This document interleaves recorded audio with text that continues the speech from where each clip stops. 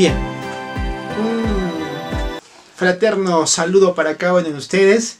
Quien les habla ya sabes quién es, Marco Antonio Anacarpio, tu profesor que te enseña historia, ¿no? Historia. Bien, un día más de transmisión.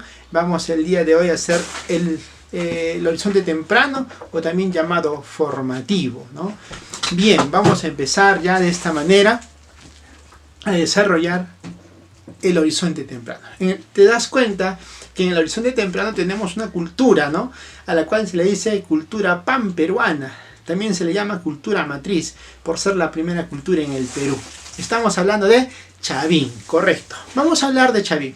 Primero vamos a hablar de Chavín, vamos a hablar de la parte de lo que es su ubicación, ¿no?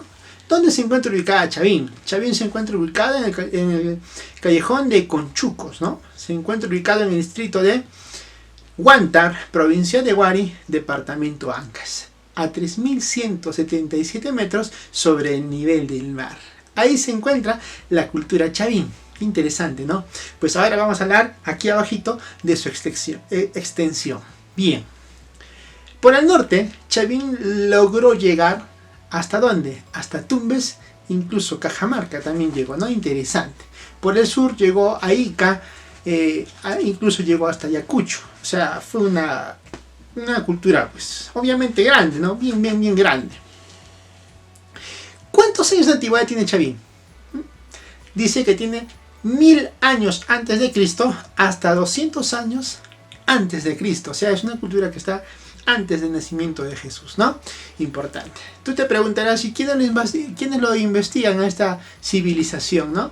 Tenemos el primero en la época colonial en hablar de esta cultura, fue el padrecito Fray Antonio Vázquez, ¿no? Luego viene un señor llamado Middendorf, también viene Antonio Raimondi en el siglo XIX, y en el año de 1919 viene el doctor Julio César Tello. Bien, vamos a hablar un poquito de la parte de la organización sociopolítica. ¿Cuántos estratos políticos tenía la civilización Chavín? Fácil, ¿no? Tenemos 3 estratos. Primero, sacerdotes. Tercero, artesanos. Y por último, campesinos. Pobres.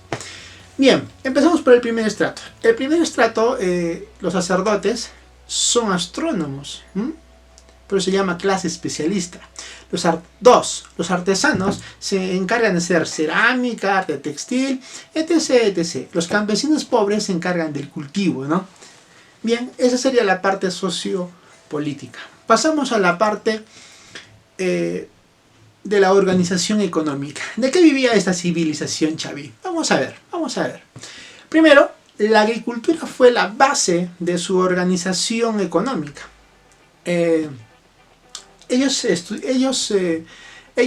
practicaban su agricultura bajo un principio llamado el principio de la reciprocidad. ¿Qué significa? Hoy por ti, mañana por mí. ¿Cierto? O sea, yo trabajo tu chacra, tú trabajas la mía. Segundo elemento en la organización económica, tenemos la ganadería. En ganadería, Chavín, como tú sabes, se encontraba en las partes, principalmente en la sierra. Ellos van a criar auquénidos sudamericanos, que son llamas, ¿no? Por ejemplo, alpacas, etc., ¿no? También es una cultura que se va a caracterizar por el comercio, ¿no? Se encuentra ubicado en la parte altoandina, justamente llega hasta parte de la costa y también llega a la selva, ¿no? Es más, se dice que su origen fue amazónico. Ellos salieron de la Amazonía, ¿no? De una tribu llamada los Arawak. Entonces fue un centro, como quien dice, de unión cultural, y a la vez también practicaron el comercio. Bien, ahora sí, vamos a pasar a la parte de arquitectura. Arquitectura Chavín. La arquitectura Chavín, jóvenes, es muy importante precisar que ellos construyen, ¿no? Utilizan como elemento arquitectónico la piedra, en donde mayormente en la sierra, y el adobe en donde, en la costa. Profesor, ¿qué construyeron ellos? Construyeron pirámides truncas, por ejemplo, patios, tenemos pozos hundidos, edificios, etc., ¿no? Profesor, decoraban sus pirámides, sus construcciones, profesor. Claro, las decoraban con frisos y murales. casi siempre en la sierra encontramos frisos y también casi siempre en la costa encontramos murales, ¿no? Entonces ya tenemos ahí un poquito la decoración. Y ellos también hacían construcciones subterráneas con laberintos. Es el caso, por ejemplo, del castillo Chavín, ¿no? Importante. Profesor, tú te preguntarás, ¿qué vestigios tenemos en la arquitectura? Fácil, primero tenemos el castillo Chavín o templo tardío. Pues este castillo Chavín o templo tardío está mal puesto ese nombre, porque ellos no construían castillos, que construían pirámides, ¿correcto? Entonces vamos a ver que ahí se van a encontrar principales vestigios litoescultóricos, ¿no? Como las cabezas clavas, por ejemplo. Segundo templo importante, el templo viejo temprano. Tiene forma de U. Dentro de esa forma de U encontramos una plaza hundida. Ahí se encuentra ¿qué? El lanzón monolítico. Qué importante, ¿no?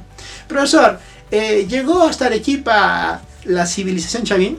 Bueno, sí, hasta un lugar llamado Hachas en Arequipa. Ojo, tenlo como un dato muy importante. Profesor, en cuanto a litoescultura, ¿fueron importantes? ¿Qué es litoescultura? Lito, piedra. ¿Escultura en qué? En piedra. Ah, profesor, qué interesante. ¿Por qué? ¿Cuáles son las características fundamentales de su litoescultura? Fácil. Mira, tenían horror al vacío, o que tenían que decorarlo todo, ¿no?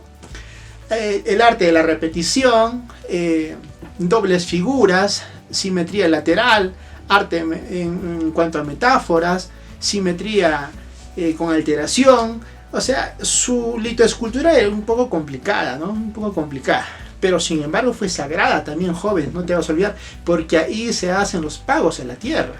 Importantísimo eso, ¿no? También vamos a hablar un poco de lo que es el famoso lanzón monolítico, ¿no? Una de las principales expresiones de su litoescultura. Ejemplo, lanzón monolítico. ¿Qué tenemos que hablar del lanzón monolítico? Tenemos que hablar, por ejemplo, de lo que es... ¿quién fue la primera persona en tener razón sobre este lanzón, no? ¿Quién fue el estudioso? El estudioso fue el famoso Antonio Raimondi. Profesor, ¿cuánto mide el lanzón monolítico? 4 metros 54 centímetros de alto. ¿Quién bautizó a este elemento como lanzón monolítico? Lo bautiza el señor José Toribio Polo, ¿no? Profe, ¿y quién lo había describido? ¿Quién lo estudió? ¿Quién lo describió? ¿No? Fue el doctor Julio César Tello. Justamente en su investigación dijo que él tenía dos tipos de imágenes. Imágenes zoomorfas, imágenes antropomorfas. De esta manera concluye que en el lanzón monolítico, en la parte del pectoral, tiene una parte pectoral y del pectoral hacia abajo se encuentra una túnica. Y la túnica termina en flecos, ¿no? O también llamados axas. También se le va a llamar medusa andina, por ejemplo, ¿no? O el dios sonriente al famoso lanzón monolítico. Pasamos a la estela de Raimondi. La estela de Raimondi, jóvenes, fue descubierto por Timoteo Espinosa, ¿no? Timoteo Espinosa. ¿Cuánto mide la estela de Raimondi? 1,95 de alto por 74 de ancho y de espesor 17 centímetros. Imagínate, ¿no? Profesor, una cosa muy importante. ¿Qué imagen encontramos en la estela de Raimondi? Encontramos, ¿qué imagen? A ver, un ser antropomorfo, parado y de frente, con atributos de felino y ave de ¿qué? De rapiña. Otros también dicen que encuentran dos báculos, por eso le llaman el dios de los báculos. Pero aquí va a haber 4 versiones. La primera Raimondi, Kaufmann-Dois 2 y 3 Ule y 4 el famoso Tello. Empezamos por la primera. ¿Quién es? Raimondi. Raimondi dijo que en la imagen de la estela de Raimondi él miraba ¿a quién? A Huiracocha. Bueno, pues, no sé, así él lo dijo, ¿no? Kaufmann dijo que, el número 2, Kaufmann dijo que en la imagen de la estela de Raimondi encontraba un ser ornitomorfo. Ornito, forma de ave, ¿no? Interesante. Maxwell no sé qué se había fumado, pero este señor dijo que en esa imagen miraba a un 100 pies. Interesante, ¿no? Y bueno, llegamos al último, al cuarto, al famoso Julio César Tello. Él dijo que había encontrado un dios antropomorfo macrocéfalo. Antropo, ya sabes que es antropo es hombro, morfo forma de hombre, macro es grande, ¿no? Céfalo cabeza, o sea, un ser que parece hombre con cabeza grande, ¿no? Esa es como que se dice la teoría más adecuada, ¿no? Que se sujeta a la realidad. Pasamos. Obelisco de Tello. Profesor, ¿qué es el obelisco de Tello? El obelisco de Tello, para empezar, es un monumento, es una litoescultura que está hecho en granito, que mide de altura 2,52 metros de alto. ¿Quién lo descubre, profesor? La señora Trinidad Alfaro. Acá tenemos dos versiones. Acá se encontraron dos estudiosos y tienen versiones muy diferentes, ¿no? ¿Quién se encontró? Primero Tello, segundo John Rowe. Tello dijo que en esa imagen del obelisco de Tello encontró a un dios hermafrodita, con sexos opuestos. Y viene acá John Rowe y dice, no, para mí es un caimán. Entonces, hasta el día de hoy siguen en eso, ¿no? Y son datos pues totalmente contrarios. Pasamos a las cabezas clavas. Profesor, ¿dónde se encuentran las cabezas clavas? En el templo Chavín o Castillo Chaví. Profesor, ¿por qué se hicieron? ¿Qué carácter tienen estas cabezas clavas? Tienen carácter mágico religiosas. También dicen algunos que son aves sagradas, que son ángeles guardianes, pero según Tello dice que son las cabezas de los esclavos. Interesante, ¿no? Interesante.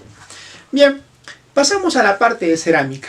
En cuanto a cerámica, ¿qué característica tiene su cerámica? La cerámica Chavín tiene la característica de ser ceremonial. También se dice que es color piedra, ¿no? Parece a piedra. Y en cuanto a colores, es monócroma. Mono significa un solo color. Su forma, ¿qué es? Globular, en la parte de collete, estribo y un pico, ¿cierto? Pero son una cosa muy importante. ¿Con qué se decora? Con el cóndor, con el jaguar, con la serpiente, más el mono. ¿Más qué? Más el mono. ¿Cuántos tipos de cerámica tenemos? Dos. Huachesja, que es de roca, cupisnique, que es de ofrenda, ¿no? Otra es huachesja de roca, cupisnique de ¿qué? De ofrenda. Muy interesante. Hasta ahí estamos terminando lo que es cerámica. Bien, pasamos a metalurgia. Metalurgia tenemos el manejo de los metales que habían hecho estos señores de Chavín. Tenemos, por ejemplo, en Chongoyape tenemos una corona de oro. En Cunturhuasi también un collar de oro, una pechera de oro. Esto quiere decir que ellos manejaron muy bien los elementos en cuanto a metales, ¿no? También hacemos lo que es textilería. Su textilería es polícroma. ¿Qué utilizaron como material? El algodón. Tenemos restos, por ejemplo, en Ocucaje. Tenemos un vestigio llamado el Catecismo Chavín, en donde se encuentra en Supe y en Cupisnique, ahí se encuentra el Catecismo Chavín. Y por último pasamos a la parte que es de religión. La religión, pues ya sabes, ¿no? Es de carácter terrorífico, porque ellos adoraban a tres elementos naturales, ¿no? El cóndor, la serpiente y el felino. De esta manera estos señores habían consolidado una gran sociedad llamada Chavín. Por eso se le dice cultura matriz, cultura panperuana, la primera cultura en el Perú. Hasta ahí, jóvenes, ha sido, como te dije, un gusto, un placer casi, ya tú sabes qué responder. Chao, jóvenes.